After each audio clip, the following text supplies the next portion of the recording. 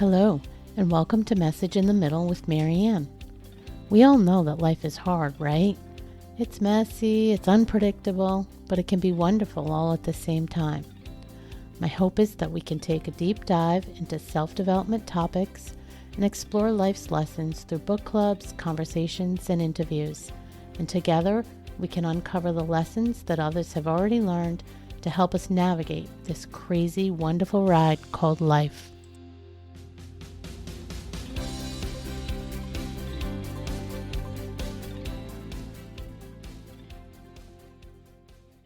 Thank you for tuning in as we extend the discussion on Glennon Doyle's Carry On Warrior, The Power of Embracing Your Messy, Beautiful Life.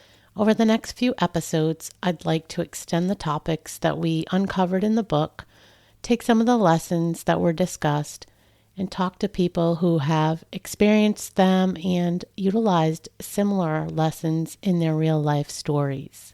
So today I'm here with Tracy Isaacs, and we're going to talk a little bit about resiliency and how you get out of difficult situations and keep a positive outlook on things. So Tracy, hello and welcome. Hey there, Marianne. How are you doing today? Good, thank you. Good. So for those that don't know us both, I've known you for virtually for a couple of years now, and I see you as a fun-loving, playful woman. I think you're a brilliant writer. That's a little untapped at this point. Thank you. Proud mother of 2 grown children, and I also see you as a very peaceful soul. But I think the thing I want to focus on today and have you talk to us about is that I also see how very strong you are. And my guess is that that strength didn't always come easy, not always there. And sometimes you probably had to conjure that up, but you can confirm or deny that as we get into this.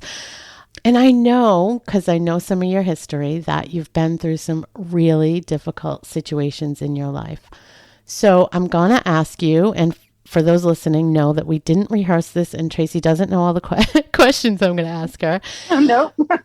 So can you tell the audience a little bit about, let's say, the 2 most difficult situations that you've gone through as an adult? Okay, the 2. Okay. Well, I've got 3. All right. I guess going chronologically, the first most difficult would have been the demise of my marriage. Can talk a little more about it later. So that would have been the first difficult item. It not only was there a divorce, but there was substance abuse and infidelity as a part of that. The second would be my grown son's struggles with addiction. And the third would be my front row seat that I had to my then boyfriend completing suicide in my presence. Those are the 3 biggies. They are pretty big. And I know you and I know your personality, and it shines through that. A lot of the times, the majority of the times, you come across as somebody who's grateful and happy and, trying to make the most out of life. So, my obvious question is, that's a lot to go through. And I'm so sorry that you've gone through all that. But how do you, what do you tap into? I mean, that really is the question, right? What can we teach others? What lessons can we learn from these kind of things? Where did you find yourself tapping into to try to dig out of each one of those and move through them? Well, at first, if you would have asked me that right after the first major trauma, my divorce and all that led up to that, I would have told you, I don't know. It just came. It was just there. Of course, I've had time to reflect on that. I was actually divorced in 2005, so it's been many years. And what I think I tapped into is this. I had a childhood that was very safe, very sheltered. I was an Air Force brat, so we moved all around the world. And I learned that when you went to a new place, you had to reinvent yourself. I mean, you could still be your real you, but you kind of had a clean slate. And I think in retrospect, that taught me that if something happens to you that's not what your plan was, I always kind of treat it in my mind like, okay, well, I'm at a new place now. The new place isn't maybe physical, sometimes it is, but it's in my mind. I'm in a new place. So although you do take your boxes of toys and furniture when you move from Air Force Base to Air Force Base, you don't bring every single thing with you. So I think I kind of learned just, hey, that was a thing. It happened. You do need to give yourself time to process, especially when it's particularly traumatic or brutal, but you're in fresh start land. So to me, it's a gift. You've got, hey, that didn't work out. And maybe part of it was my fault. Maybe it wasn't, depending on the scenario. But the gift is you have a brand new day and a clean slate, and you can start fresh. Oh my gosh. Can I stop you right there? There's so much right there that you just said that I want to touch on. The ability to recognize that every day is a fresh start, that actually ties into the book we just read, right? Every day the sun comes up, or, obviously maybe it's hidden behind the clouds, but you get the point. Mm-hmm. Every day the sun comes up and it is a new chance, no matter what you're going through and how hard it is. You have choices to make and a chance to move forward. So that's huge. I can't believe that you have that lesson down pat. And then you also said you learn to reinvent yourself. So not getting stuck in that wheel of pity or demise, or like what ifs, all of that, like being able to just tell yourself, okay, let's move forward and let's recreate something here. That's scary, right? So scary, but to know that that's how it works. What a great lesson you pulled out of your childhood. Yeah. And I, didn't realize that I had until I hit my first trauma, because when you have when I say cushy, I don't mean like, it wasn't a silver spoon scenario. My dad was a non-commissioned officer and he worked his rear off, and it was, but we had everything we needed, but it definitely wasn't a cushy as far as having riches and all of that, but I was sheltered. I was loved. I fortunately didn't have to go through a divorce situation with my parents. Everybody was healthy and happy, and it was me and them and my brother, and not any traumas that I can think of. And it was, so one would think when I suddenly found myself married to someone who had an addiction, and then there was infidelity, some abusive scenarios and that kind of thing, someone from the outside would think, okay, she's not well equipped to deal with this. And it was a process, but I still, looking back, I still had that to pull from. I did. But yeah, it is every day is a new day, but I also don't want to come across as pat when I say that. It was definitely, everything wasn't coming up rosy with the way that I dealt with it always, but by and large, that's what I learned from that and took it forward into other things that would happen later. So it was good. Sometimes you have to go through something to know how strong you are. I find that too. I think, we've all had those situations where you almost think you're not going to be able to recover. Like, how do I get up and take the next step and get through this? And sometimes it's hard to see that pathway, but I firmly believe that God, spirit, the world, whatever you believe in, I think it doesn't throw things in your path that you can't handle. And I just see that over and over. No, I agree. That's the crux of it. And this isn't part of my immediate life, but in a peripheral way, it is. My brother just lost his 39-year-old wife to triple negative BRCA breast cancer. And I think to myself, he would have told you, it's crazy to think that, everything can make you stronger and make you better. And there's a reason for everything.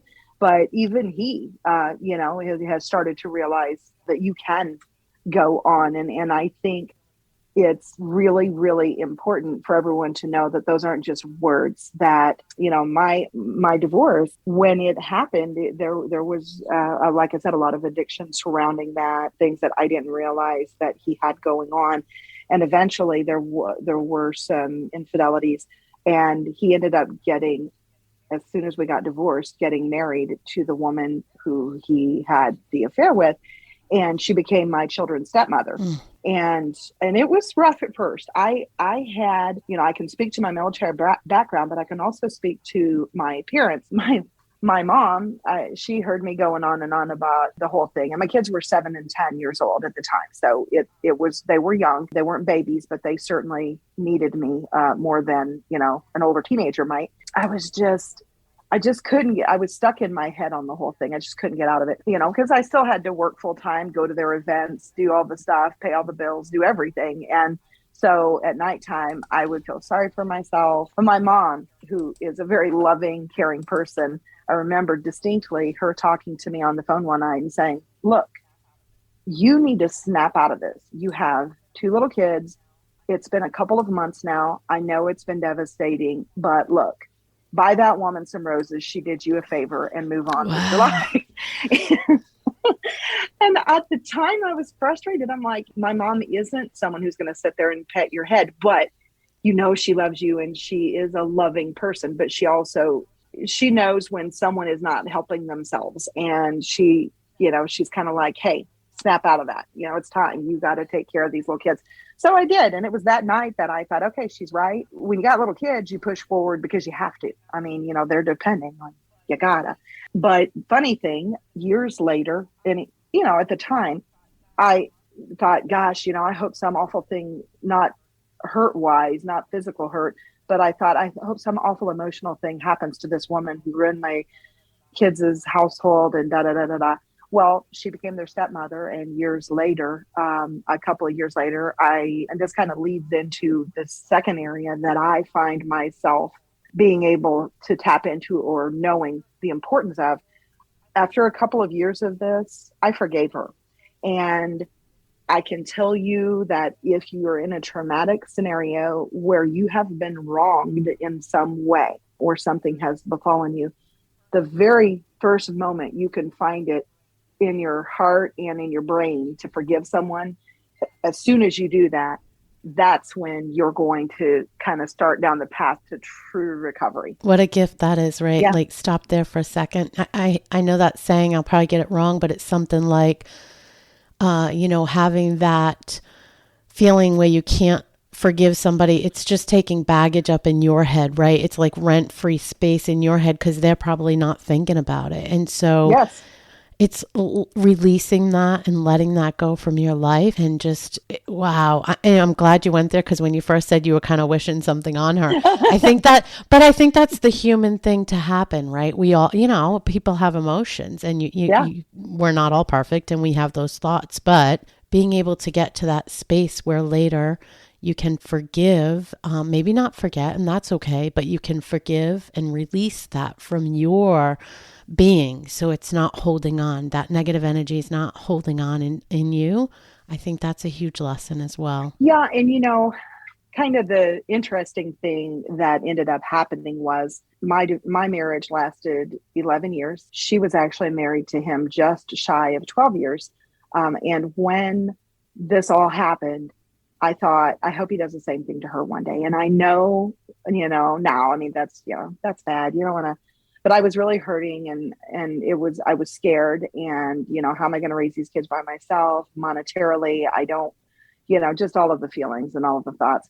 But when it happened to her, and she was such a good stepmom and still is to my kids, and me and her had become friends. When I got the call that it had happened to her, I mean, it obviously, we had become friends. There was no sense of satisfaction there.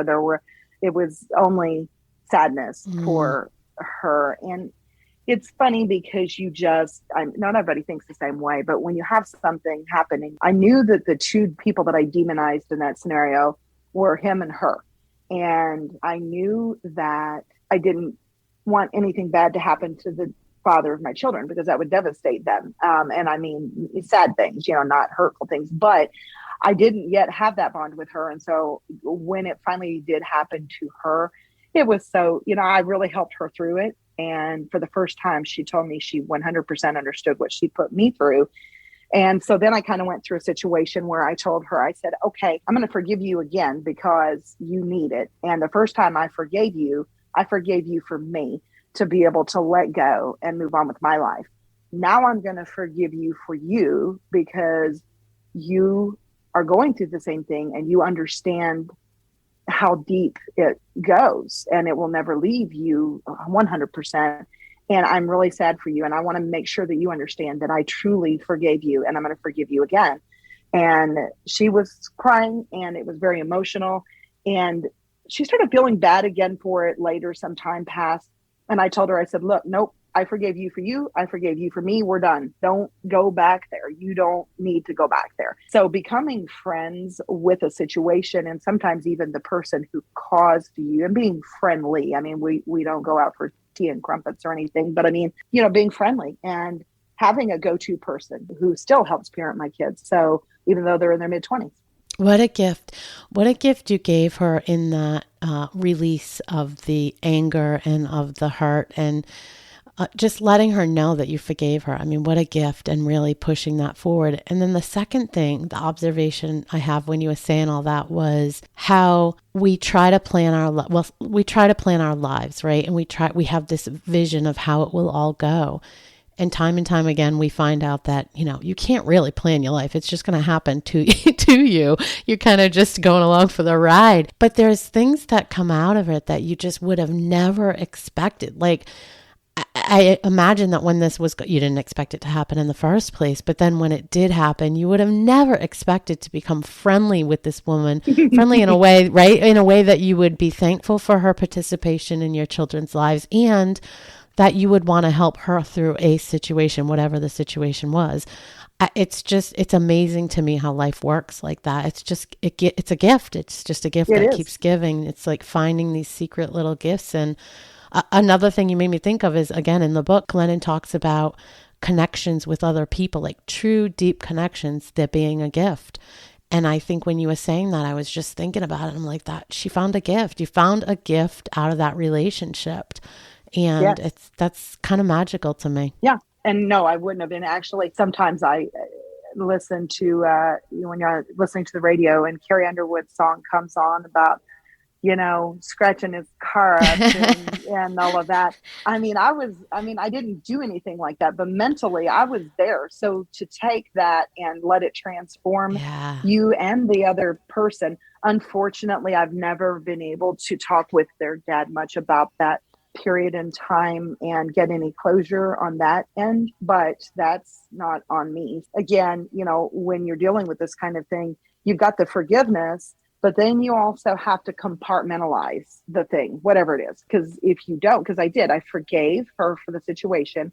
And my mom kind of taught me, she didn't use these words. She used pull yourself up by your bootstraps kind of language, but compartmentalizing something. I mean, I can still have a hurt running in a little stream in the back of my head, but if I let it rage like a river through my brain, then it overtakes everything and it floods out all the good things out. So learning to compartmentalize something, whatever it is, and I don't mean to just stuff it down. I mean, you can take it out and play with it and still heal and all of that.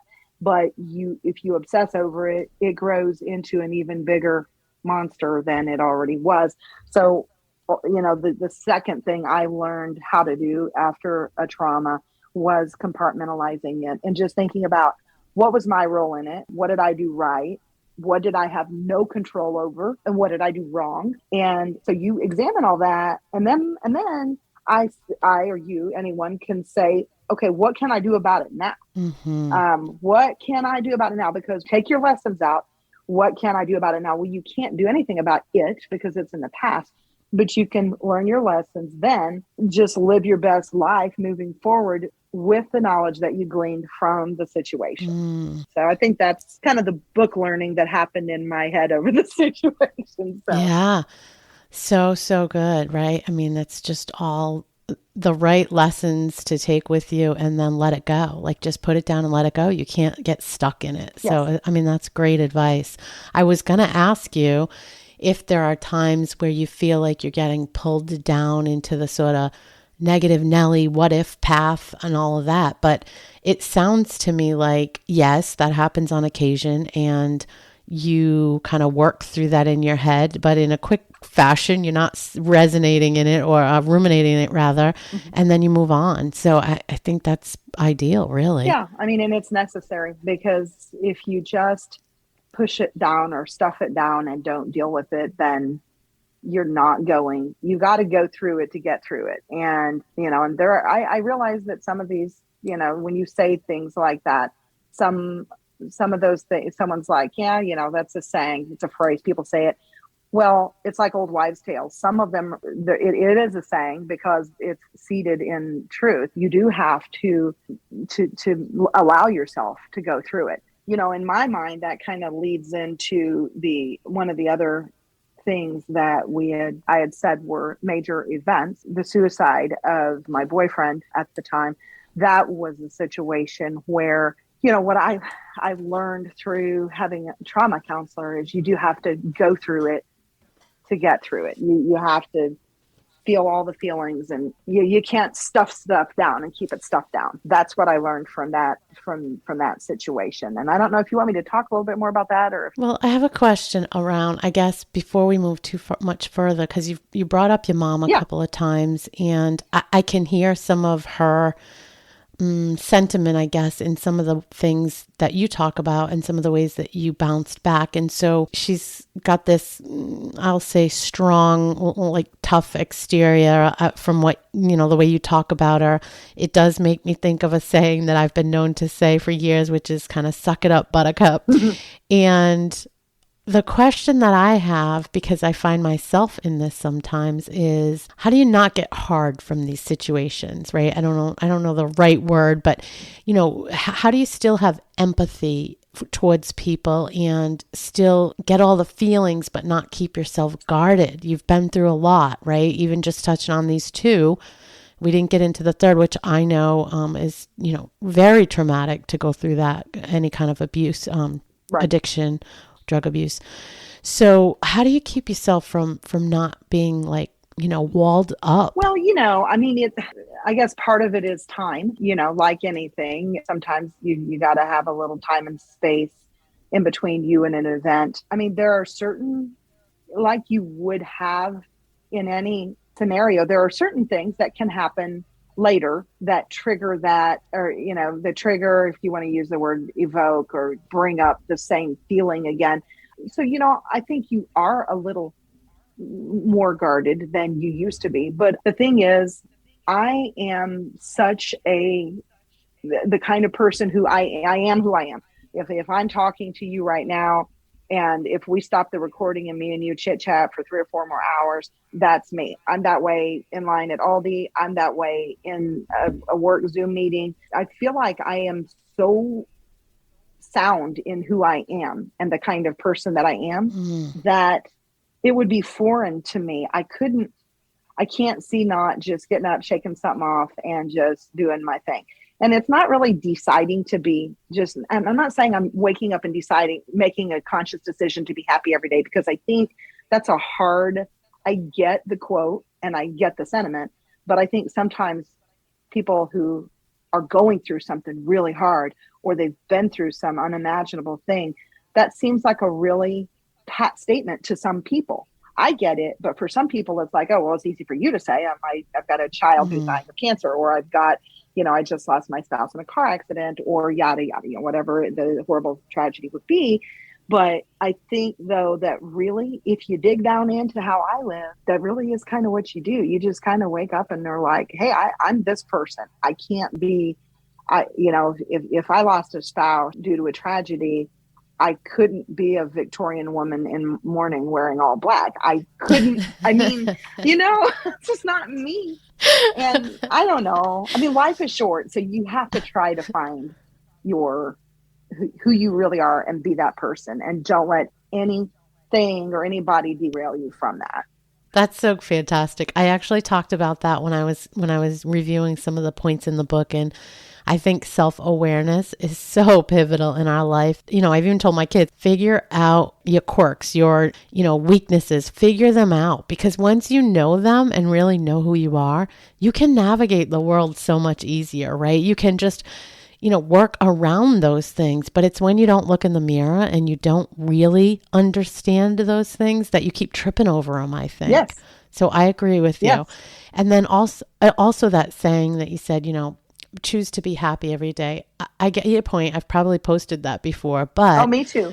I actually think it's more about choosing to be positive. I think that would be a better way to look at it, because even in those horrible, dire situations, there's moments each day that I'm sure you can find gratitude, right? So Yes. if you've got that horrible sick child, that, that situation, as horrible as that is, there's probably days where that child doesn't feel as sick as it could. And you can be thankful about that. Or, a moment where you guys can laugh and kind of feel like yourselves. I mean, there's got to be moments in all of it that you can pull from and then try to hold on to, because the ugly, we don't want to hold on to the ugly. Let that go. It happens. Let it go, and then focus on the positive. So I think for me, that's what it's more about, trying to find that positive every day, trying to find those little things to be grateful for. Agreed. Yes.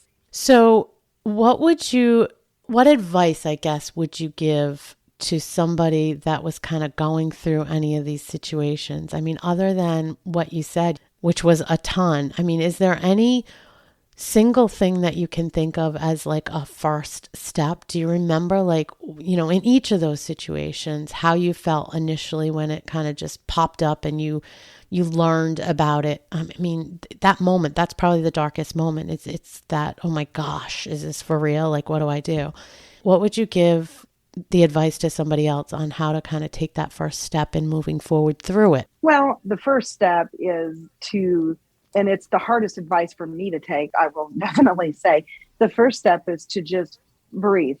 Don't react, just breathe. And I have trouble with that. I am definitely, reactionary person. If something happens, I like to tackle it head on, figure it out, sort it, be done with it, so that I can move on to something that's not a challenge like that. I think it is important to just breathe, let some time pass, make sure that you formulate the best way to deal with something. And I understand that's not going to translate into every situation, but by and large, that's my big piece of advice. Strategize. Don't make any emotional decisions unless you're in an emergency situation. Give yourself some time to figure out what you are going to do moving forward. I think that the second thing is definitely, in my opinion, in my life, has been to seek counseling. I've just had different scenarios where I don't know exactly how I would have navigated it if I hadn't sought the advice of a counselor. That can come in the shape of a clergy member if you are a spiritual person, and that's the avenue that you go to seek advice. I personally use trauma counselors and shopped around to make sure to get the best one. But a lot of times they can help you build a blueprint or an outline to navigate situations. So that would be my big two things that I do. And then you just live and let it be a lesson and help other people. If I ever hear someone struggling with a spouse with infidelity, or someone with addiction issues, or can't tell you how many people have come to me for advice because I was very transparent I'm very transparent on social media about things that have happened. I hope someone else can be helped. And after the suicide, I have had so many people who I don't know very well and know very well, both ends of the spectrum, have come to me. How do you get through that? How do you, what happened with you? How did you move through this? So I think that's the big, why do things happen to me? Well, I think things happen to you because it's life. People are human and things happen.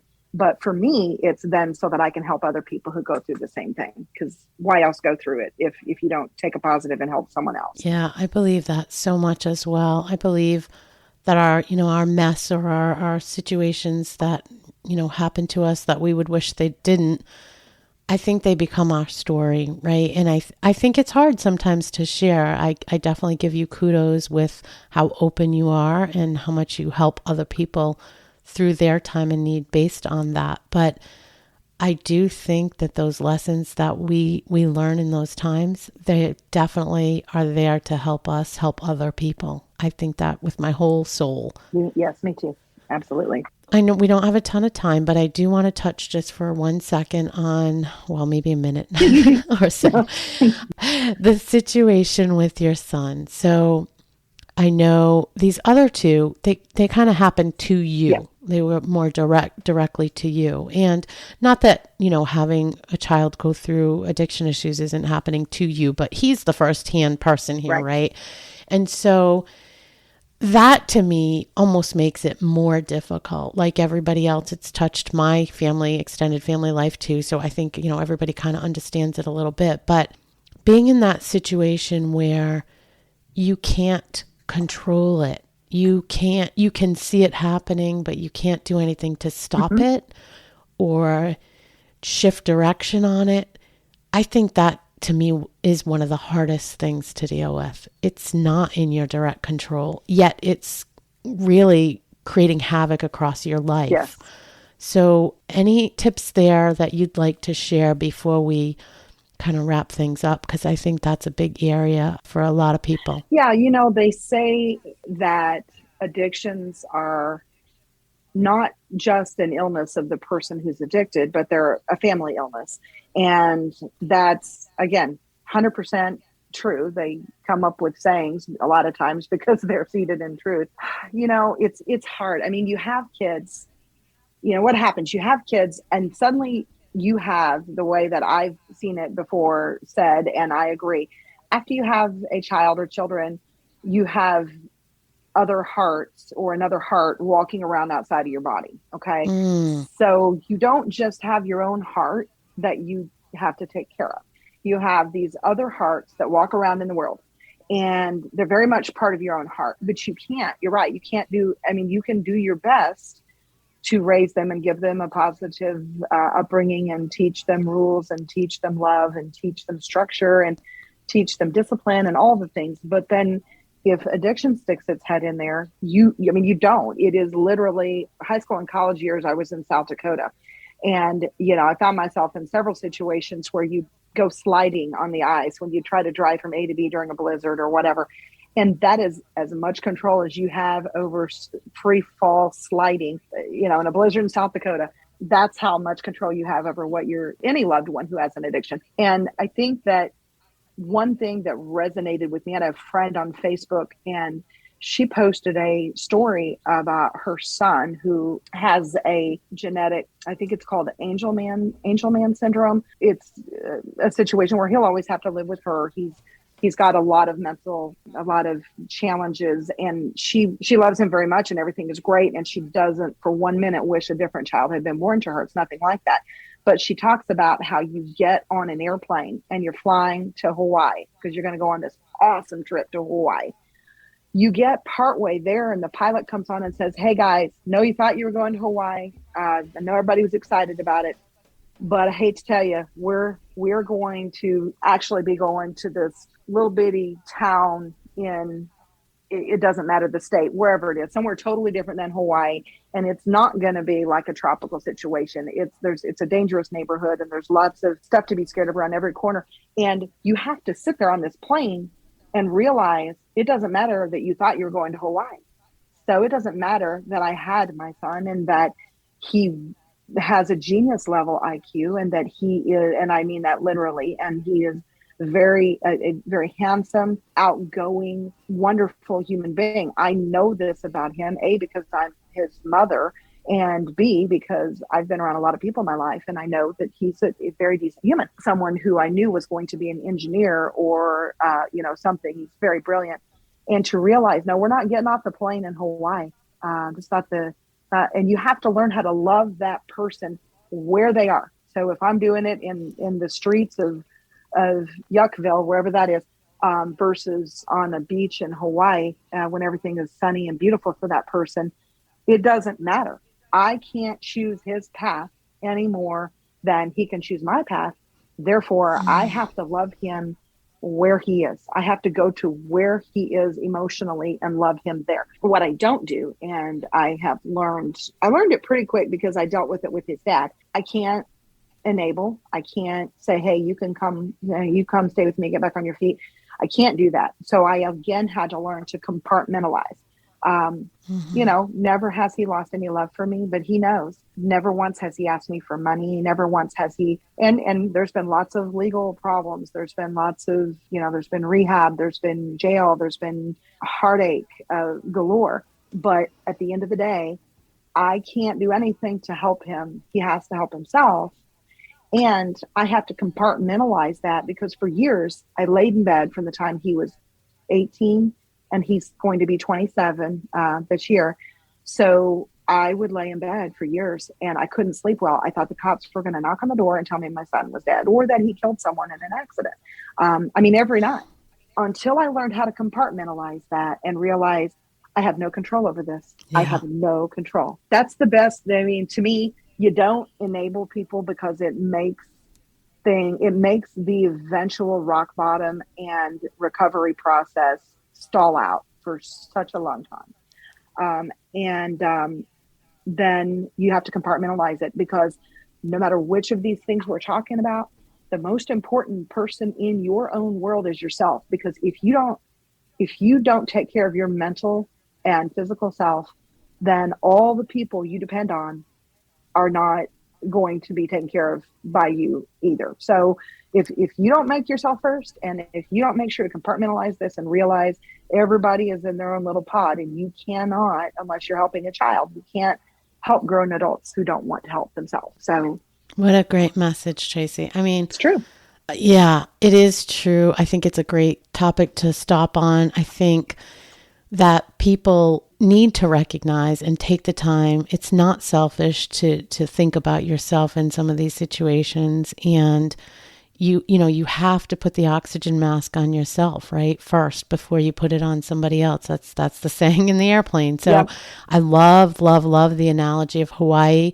I think that that happens to a lot of us parents. We have this, again, vision of our life and of what our children's lives will be like. And oftentimes it doesn't pan out, right? They don't want to be that person, or they can't be that person. It doesn't really matter.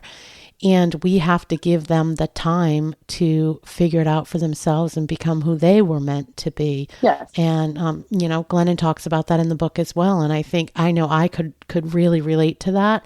I have two very, very, very different children as well. And I think it's a hard lesson though sometimes. And obviously there's things like this that come up that make it even harder, but it really is the same. You have to just be supportive, but in a way that protects yourself and forces them to figure it out on their own and take accountability for their own choices. It's a big lesson. Yes. And, and I think that one thing that I have done, and I'm not always the best at this, but I think a good thing to do to try to help make that happen for yourself is when you get up every day, try to do one thing better than you did the day before. One thing. I don't care how big or small. And it can be physical health. It can be mental health. It can be in a relationship with someone else, a way to improve your relationship with someone else. Because, if you can do that, then you can go to bed knowing that you made, even if it's glacier speed that you're moving at, that you did one little thing to make things better in your own world. And I'll also tell you before we go, my quote that I love to live by. I was a social worker for 24 years for the state of Missouri, although I didn't do a whole lot. My education was in business and marketing, but I took a job with state of Missouri Department of Social Services, and I did child support enforcement, actually. So that was an interesting field. But I did see some things on the social spectrum in the job. And Ram Dass said, "We are all just walking each other home." And love that. I love the idea of your podcast. I think that, to me, based on what you've told me, the podcast is really going to be about that. We're all just walking each other home. Yes. So if you're giving us a safe place to listen and hear other people's experiences and perspectives on things. And I'll leave you with one more quote, because these quotes, to me, sometimes people don't put enough credence in some quotes that other people have.